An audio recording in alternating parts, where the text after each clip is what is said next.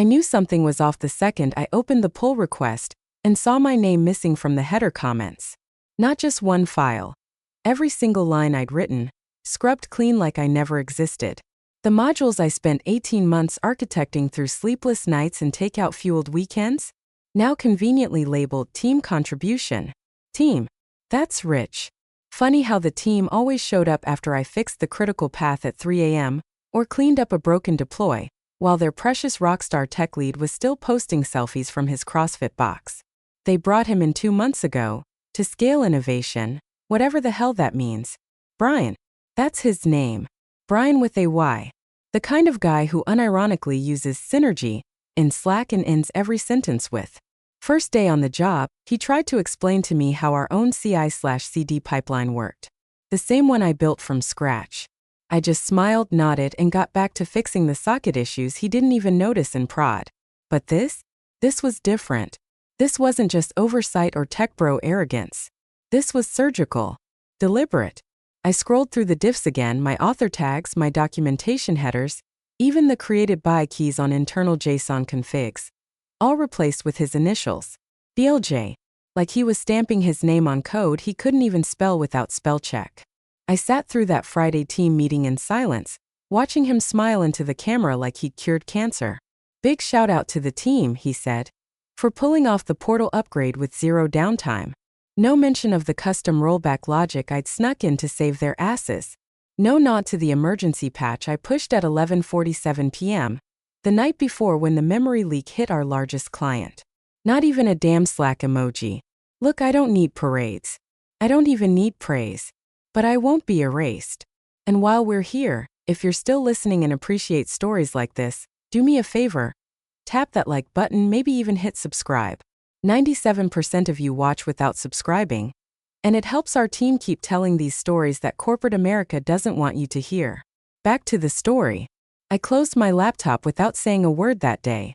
Didn't rage quit. Didn't post some LinkedIn rant about respecting engineers.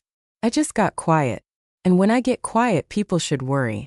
Because what Brian didn't know is that 6 months ago, I tucked a routing fallback into an old module no one touches anymore. Legacy infrastructure built pre-Brian, maintained by yours truly. Technically, it's still part of our live deployment stack, but only activates under very specific load balancing conditions. Conditions I can simulate. Conditions I control. He wanted to erase me? Cool. Let's see how invisible I can really be. The next morning, I opened our internal repo with a sliver of hope. Maybe it was just that one commit. Maybe Brian's ID glitched or some lazy merge overwrote my headers. But as I clicked through module after module, my stomach started sinking like a bad deploy. My name wasn't missing in just one spot. It was gone from every single place it used to be. The auth controller I wrote from scratch during a snowstorm while the office was offline? The real-time analytics dashboard the sales team bragged about at every investor call? Even the little Easter egg I hid in the footer script gone. All of it. I ran git log like a woman possessed, digging through commit history like I was searching for a body. And there it was. A tidy little batch edit 3 days ago. Standardized header formats and removed deprecated tags. Yeah, okay, Brian. Except the only thing deprecated was me. I opened our Confluence page to check if maybe, just maybe, they credited me there. Not even a mention. My documentation? Rewritten in corporate third person like some faceless dev team just manifested this entire ecosystem from thin air. I scrolled to the bottom where I'd left a little author's note 6 months ago. This module was designed with scalability in mind. For questions contact, that part had been deleted too. Now it just ended abruptly like a sentence choked out mid-breath. That's when it clicked.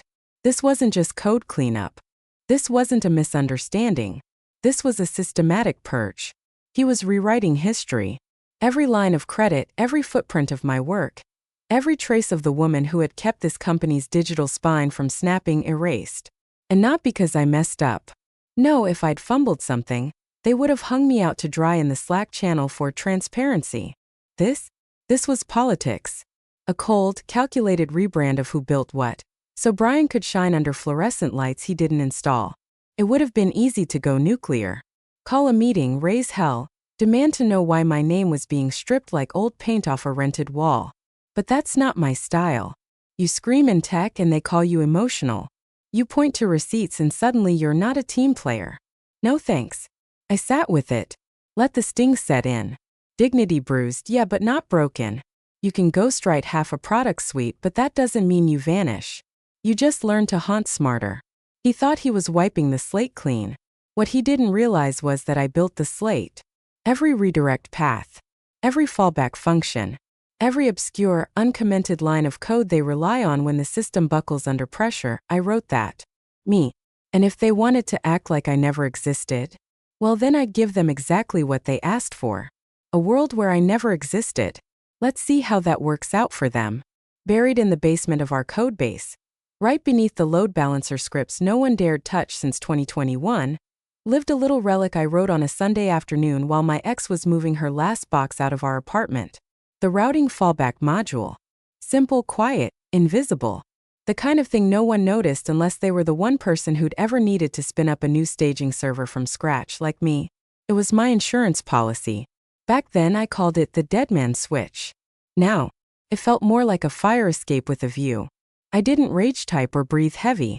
My fingers moved like they were defusing a bomb I'd built myself. I opened the script. 304 lines. Every one of them mine. My initials still sat at the top untouched. Guess Brian missed this one. Maybe he assumed anything older than his ego wasn't worth rewriting. Line 212. That's where the conditional lived. A redirect clause built to catch edge case traffic failures in rare overload scenarios. Legacy safety net. I changed one parameter, a domain route. That's it. Not even a new function. Just swap the fallback destination from our main index page to a subdomain pointing at my dormant consultancy's landing site, jns-consulting.net. A page I hadn't updated in over a year, unless you count renewing the SSL cert on autopay. The condition? It wouldn't trigger under normal loads. But we had a product webinar coming up. Big one. Lots of traffic spikes. Just enough to nudge the load balancer into fallback mode for a few milliseconds. Maybe longer if they hadn't upgraded the edge cache like I warned them 2 sprints ago. I wasn't breaking anything. Wasn't stealing. Wasn't even breaching policy. This was still technically our own infrastructure. Just with a slight reroute in the event of unexpected pressure.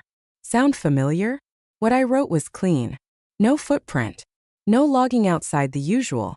Reversible in 10 seconds flat. And if anyone ever found it, I could blame legacy redundancy. Nothing hostile. Just overlooked. Happens all the time when you don't properly audit the things you think you've outgrown. I sat back in my chair and took a sip of lukewarm coffee. Still calm. Still in control. This wasn't about revenge. Not really. This was about balance. I wasn't trying to take them down.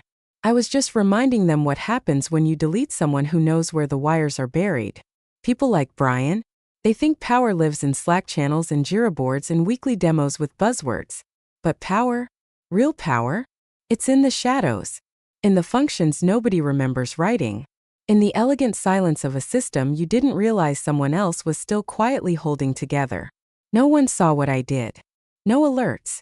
No red flags. Just a new seed planted in old soil. And now? All I had to do was wait for the rain. The first few days felt like waiting for a fault line to twitch.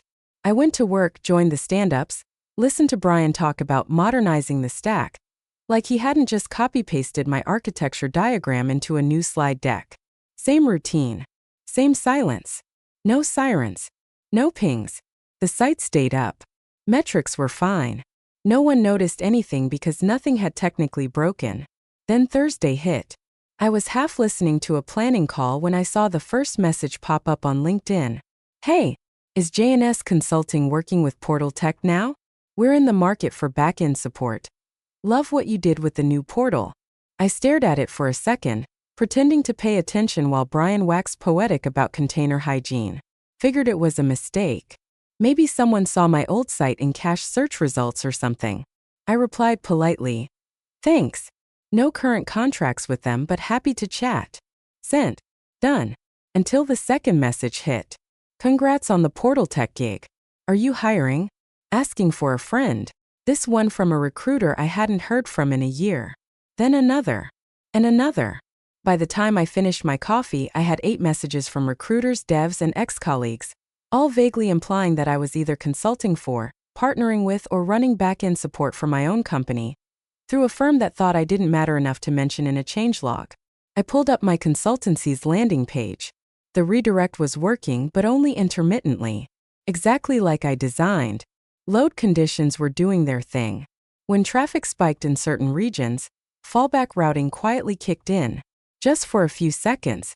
Just long enough to forward visitors to jns-consulting.net before routing snapped back to Portal Tech. Most people wouldn't even notice. But the ones who did, they were noticing loud. A tech blogger tweeted, "Weird glitch on Portal Tech's site today. Redirected me to some consulting page mid-demo. Anyone else?" 2 replies. Then 10. A thread formed. People speculated. Some joked it was a DNS hijack. Others assumed Portal Tech was quietly outsourcing back-end ops.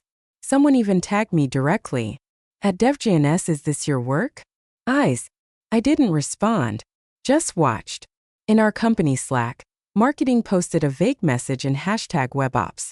"Anyone seeing weird redirect behavior from the homepage?" Got 2 emails from confused clients. Brian replied with a shrug emoji. "Must be a caching issue. We'll flush it." And then he added, "Legacy code strikes again, LOL. I almost choked on my tea. Legacy code. Sure. Let's go with that. My phone buzzed again. This time it was a DM from one of our oldest clients, someone I used to work closely with before Brian cut me out of the loop. "Hey, quick question. Are you now handling infrastructure for Portal Tech separately? Trying to figure out who to talk to about an API issue?" And your site popped up. I sat back, let the screen light fade, and just smiled. They still didn't know. No one had traced anything yet. No postmortems. No incident reports. Because there wasn't an incident. Nothing to report. Just a whisper in the wires. A ghost in the redirect. A little breadcrumb trail leading back to me. I didn't steal anything. Didn't take down a server or leak a file. All I did was give the system a choice, and it chose to remember me. 1 week ago they erased my name. Now, people were searching for it. And the best part? I hadn't said a damn word. By Monday morning, the whispers had turned into murmurs. The Portal Tech homepage had glitched during a product demo for a mid-sized logistics client, right as they were showing off our seamless architecture. No less. It redirected mid-slide to a sleek, minimalist landing page. JNS Consulting. Back-end systems that don't break when the cameras roll. Not flashy. Just clean, honest, and weirdly appropriate given the timing. Apparently, the client thought it was a partner handoff. They even filled out the contact form. I didn't find out about that until later. What I did see first thing that morning was the internal marketing channel lighting up like a Christmas tree. Is anyone else getting bounced to this consulting site? Could be a DNS propagation issue? It's not consistent. Only hit me twice out of 10 loads. Is this part of the new load testing campaign? If so, maybe give us a heads up. Brian replied with his usual nonchalant bravado. It's legacy noise. We're rolling a hotfix today. No sweat. Yes, the classic legacy noise defense. Bold strategy when you don't actually know where the noise lives. I could have stopped it right then. One silent patch and the redirect would vanish like it never existed. But I didn't. Because every redirect, every misfire was doing something that months of team meetings, code sprints, and Slack praise pings never had. It was making me visible. Not loud. Not flashy. Just present. By noon, 3 different people had messaged me asking if I was consulting, in parallel. A polite way of saying, "Did you quit without telling anyone and take our code with you?" I told them the truth. I hadn't quit. I wasn't under contract. But yes, JNS Consulting was technically live. That afternoon, I got the email that made me pause mid-keystroke. Subject: Devkin Cascade. Speaker invitation. Body: We've seen your work through Portal Tech's recent rollout, and would love to invite you to speak on modern routing resilience. Devkin Cascade wasn't some Vegas mega conference, but it was legit. Mid-tier, respectable crowd, actual engineers, not just keynote fluff and company reps in polos. They wanted me. Not Brian. Not the team. Me. The irony wasn't lost on me. My consultancy, which had been a dusty domain with an expired Stripe integration and a half-written blog post about Go routines, was suddenly being treated like a boutique back-end powerhouse. All because of a glitch no one could trace. A breadcrumb redirect in the chaos. And I hadn't bragged. I hadn't posted a single LinkedIn flex. No call-out threads. No subtweets. I let the system speak. Let their neglect highlight what they tried to bury. Let their homepage point directly to the name they erased. Later that evening, I checked the traffic logs on the JNS site. Spike after spike. Dozens of visitors at a time. IPs tied to clients, vendors, even a few media lookups. And someone, probably someone from Brian's circle, had tried to run a WHOIS on the domain. They were looking. I leaned back in my chair, a soft laugh slipping out without even meaning to. I hadn't changed the system. I just reminded it who built it. Visibility was never my goal. But now that the spotlight had wandered my way, I wasn't about to flinch. It started with a calendar ping labeled, Urgent DevOps, All Hands. No agenda. No explanation. Just that flaming emoji and a 15-minute start time. Dropped by the CTO's assistant like a Molotov through the Slack window. That alone was rare. Our CTO, Miranda, didn't usually touch meetings with a 10-foot pole unless the board was involved or something was actively on fire. I joined the call, camera off, mic muted. Just another gray bubble on the grid of avatars. 32 attendees. Engineers, sysadmins, 2 SREs I hadn't seen in months, and Brian front and center, all teeth and tension. He kept glancing off-screen like someone was feeding him notes, his usual swagger reduced to a twitchy mess of nervous clicks and, yes, stammers. Miranda didn't waste time. She leaned forward, unblinking, and said flatly, "Someone explain why our homepage intermittently redirects to an unaffiliated consulting firm's website. And why 2 enterprise clients think we've outsourced back-end support to them." Silence. Then the sound of someone breathing too close to their mic. Brian finally jumped in, voice trying too hard to sound casual. "We, think it's a legacy DNS issue. Possibly a caching conflict on Cloudflare. I've got a ticket open with DevOps to trace it." Miranda cut him off with one sentence. "Who deployed routing fallback.js?" I felt it, this weird inverted gravity. Like the air was watching him squirm. Brian blinked like a man thrown into a codebase he didn't write and couldn't read. He stammered. That's part of our older infrastructure layer. Predates me, I think. I mean, probably something that was never fully refactored. We're auditing it now." Someone else, Maria from Infra, chimed in, clearly covering his ass. "Yeah, we're pulling logs now. It looks like a conditional redirect function, but it's obscure. Could be just a deprecated routing node that needs patching." Deprecated. Legacy. The usual exorcism words. Then Brian added with just a hint of fake chuckle, "I mean, who even wrote that part of the stack?" I unmuted for 1 second. Just long enough to say, "It was me." Silence. Someone coughed. Brian visibly flinched. Then I muted again. I didn't say anything else. Didn't explain. Didn't gloat. I just watched. Because that's what ghosts do, they haunt. Maria's face dropped like she just realized the ghost was still in the room. Miranda stared down her camera like she was recalibrating the entire team in real time. Brian swallowed hard, then tried to pivot. "Well, I mean, obviously we need a full audit. Jared, maybe you can jump in on that with us? Help us clean it up." I didn't reply. Just stayed muted. No smirk. No sarcasm. Just silence. Because when you build the system, you don't need to shout over the noise. You are the signal. Miranda finally spoke again, this time colder. "I want a full breakdown in 24 hours. Identify the redirect, isolate the module, and Jared, if you're willing, we'd appreciate your assistance." Then more softly, "You know this platform better than anyone." Brian didn't speak after that. They spent the next 20 minutes talking in circles, logs, branches, rollback options, vendor PR strategies. I stayed on the call, camera still off, listening like a quiet god watching his acolytes panic beneath a thunderless sky.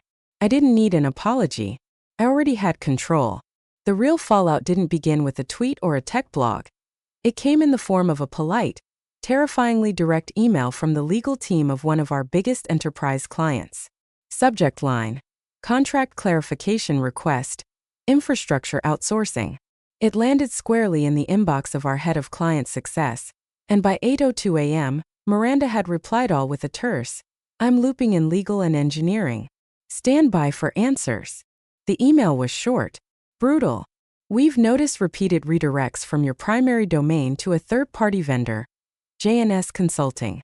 Please confirm if infrastructure management has been outsourced. If so, we'll need to renegotiate compliance terms under Section 7 of the SLA. Translation: We think you handed off our backend to someone else. If you did and didn't tell us, we're coming for your kneecaps with a contract scalpel." I was on the BCC line of the internal thread that followed. Not because anyone invited me, someone added me out of panic. Probably Maria. Her subject line said it all. Possible breach? Need eyes on routing fallback.js. They still couldn't figure it out. The code was there, tucked away in the folds of a legacy module nobody had touched in over a year. Not flagged as malicious. No network calls outside our own infrastructure. No external scripts. No suspicious behavior by conventional standards. Just a conditional redirect, triggered only when edge traffic hit a specific saturation threshold and failed to resolve in under 400 milliseconds. An elegantly mundane if statement. Defensive design. Best practices. But the destination? That's what had them spiraling. Fallback.janus-consulting.net. Miranda responded in the war room chat. Is this sabotage? Legal stepped in. No evidence of malicious intent. No data exposure. No policy breach unless it's proven intentional. Could fall under legacy code liability. Depends on who wrote it. Brian, in a desperate attempt to regain footing, typed. Probably an old contractor. Easy fix. We'll scrub it. Maria replied within seconds. Not a contractor. Git history traces it to Jared. That's when the thread went quiet. I read every line from my desk, sipping a gas station cold brew, and pretending to debug a Kubernetes deployment. They were spiraling while I sat motionless. Not smug, just still. Like the quiet after a thunderclap. Or maybe before one. A meeting was scheduled. No invite came to me. Instead, I got a private message from Miranda. Just one line. You didn't break anything. But you made your point. I didn't answer. Hours later, I overheard someone on Zoom whisper, "Honestly, it's kind of brilliant." And then lower. I wouldn't even know how to write something that subtle. Another voice, might have been someone from legal, murmured, "It's not illegal. It's just elegant." Elegant. That word stuck with me. No one had ever called my code that before. Reliable? Sure. Stable. Boring. Unsexy. But elegant? Never. And certainly not in a context where the same people who erased me were now whispering my name like it came with reverence. I didn't need them to bow. Didn't need my name plastered on a presentation slide or tossed into a team-wide kudos thread. What I had now was rarer, something stronger than a forced apology or a performative shout-out. I had quiet recognition, the kind that didn't need to be spoken out loud to be felt. The kind that creeps in during backroom strategy calls when someone says, "We should probably ask Jared," but doesn't want to admit why. They thought they deleted me. But now? They were rebuilding the room I used to sit in, just so they could ask how the walls were held together. The next morning, I woke up to 37 unread emails, 6 new DMs, and a LinkedIn notification that my profile had hit top 1% in industry views this week. I hadn't touched that platform in months. My last update was a stale happy to collaborate from a year ago when I thought networking still mattered. This time I kept it simple. Jared S. Backend systems engineer infrastructure whisper. Now accepting new client engagements. No hashtags. No humble brag. Just the truth broadcast quietly. I hit save and went back to my coffee. By noon, 3 CTOs, 2 venture-backed startups, and 1 Fortune 500 director of engineering had reached out with variations of the same message. Saw what you did at Portal Tech. Impressive. Let's talk. The offers came in waves. Some were consultancies wanting me to lead audits. Others were trying to poach me full-time. One even asked if I'd be interested in joining as a stealth partner on a new AI infrastructure project. I hadn't even replied to the first batch when HR from Portal Tech finally sent the inevitable olive branch. "Hi, Jared. We'd love to explore a new retention package tailored to your value and contributions. The CTO would like to offer a one-time bonus and a dedicated architecture title. Can we set up a time to chat? I read it twice, then opened a new tab, typed out one line, and hit send. I prefer being credited. No signature. No warmth. Just the message they refused to hear until it cost them everything. Didn't even feel like revenge. Not anymore. There was no gloating, no climactic slam of the laptop lid. Just a slow, deep exhale, like finally stepping out of a windowless room you forgot you were trapped in. I spent the rest of the afternoon updating my consultancy's website, this time for real. Real copy. Real services. A calendar link. No more redirect breadcrumbs or dormant landing pages. If they wanted to find me now, they could, on my terms. Maria messaged me privately.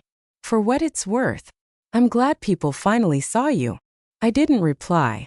She didn't expect me to. Some acknowledgments don't need a return receipt. By evening, I was walking through the park near my apartment. Leaves crunching underfoot. Air just crisp enough to carry the sound of my phone buzzing with new opportunities, none of which involved Brian, Miranda, or the company that once decided I was easier to erase than to acknowledge. I didn't torch the bridge. I rerouted the road. And now? I wasn't walking away. I was choosing where to arrive next. 2 months later, the Slack message came through like a postcard from a better dimension. From a junior dev named Nate, someone I barely remembered onboarding during a chaotic sprint last year, when we were held together by coffee and duct tape dependencies. Hey, I know you're gone now, but I just wanted to say you're kind of a legend around here. Thought you should know.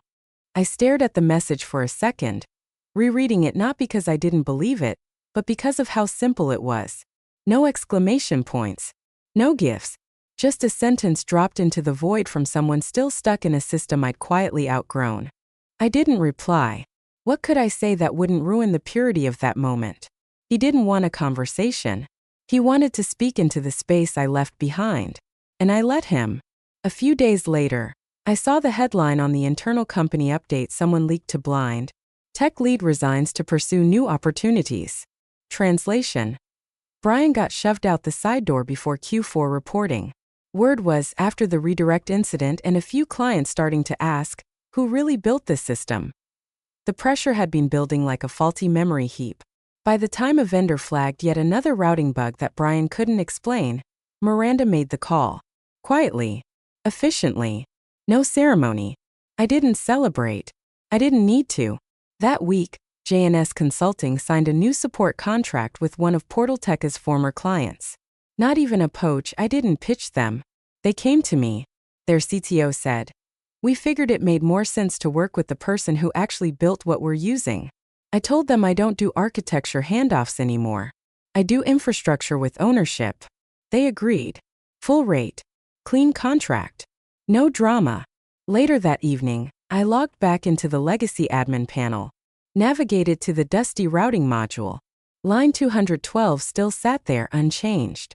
I hovered over it for a second, then tapped delete. Just like that, the redirect was gone. Silent undo. No announcement.